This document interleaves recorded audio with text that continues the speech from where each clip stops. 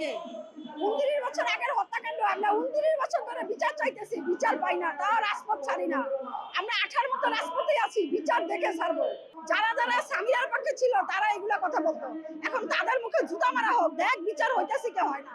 সামিরার পরকীয়ার কারণে আজিজ মাহমুদ ভাইয়ের হুমকি, তারপরে ফিল্ম ইন্ডাস্ট্রিতে সালমান শাহ একক ছিল, যার চলচ্চিত্র তখন খুব চলতো। তখন মিডিয়া বলতে মানুষ সালমান শাহ ছবি দেখতো, সালমান শাহ সামনে ছিল সালমান শাহর বন্ধু, যে সালমান শাহর হাত পা মেসেজ করতো। এটা আপনি হয় না, আমি আরো আগে আগে বলছি, এটা ভাইরাল হয়েছে। ডন সালমান শাহর হাত পা টিপতো, সহজ কথা মেসেজ করতো। ডন বগুড়া থেকে আসছে, মার্ডার করে আসছে, আশরাফুল হক ডন বগুড়ায় মুয়াজ্জিন ছিল, আজান দিত। আজান দেওয়া মানুষ কোনোদিন মানুষ খুন করতে পারে? সে মানুষ খুন করছে বগুড়ায়।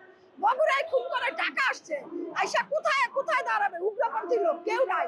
তখন সালমান শাহ একজন মানব দরদী লোক ছিল, ডনকে সাহায্য করে কিয়ামত ছবির শুটিংয়ে ডনকে ভিলেন হিসেবে নিল। এই ডনের ভিলেনের যাত্রা শুরু। আর সেই ডন সেই কিয়ামত সিনেমায় সালমান শাহকে হত্যা করছে, বাস্তবেও সে সালমান শাহকে হত্যা করছে। কোনো পারিবারিক সমস্যা না।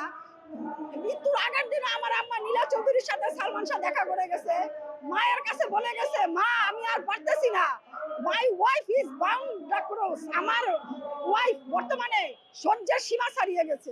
এই কথা সে বলে গেছে, সিঁড়িতে বসে বলে গেছে। মৃত্যুর আগের দিন দেখা হয়েছে সকাল 10টা বাজে। শাবনূর তো প্রথম থেকে বলতেছে সালমান শাহ তাকে পিচ্চি পিচ্চি ছোট বোন বলে ডাকে, সালমান শাহ তাকে পিচ্চি পিচ্চি ছোট বোন বলে ডাকে। এখন কেউ যদি এটা বলে, আমরা তার এগেইনস্টে কিভাবে বলি তার সাথে প্রেম ছিল? আর সে যদি বলতো আমার সাথে সালমান শাহর গভীর প্রেম ছিল, আমরাও বলতাম প্রেম ছিল। আচ্ছা, সালমান শাহ কি এতই প্রেমের ঝুলি খুলে দিছে যে শাবনূরের মতো একটা থার্ড ক্লাস লোকের সাথে প্রেম করা লাগবে? তখন সালমান শাহ এমন একটা স্টার ছিল, ম্যাগাজিনের পাতা খুললে সালমান শাহকে পাওয়া যেত। সালমান শাহ সিনেমা মানে সুপার ডুপার হিট। কোন হলে, আমার ভাই বোন বলতো, কোন হলে টিকিট পাওয়া যেত না। সালমান শাহ ছবি দেখতে আমার মা যেত, আমার মাও মারা গেছে, কোনো হলে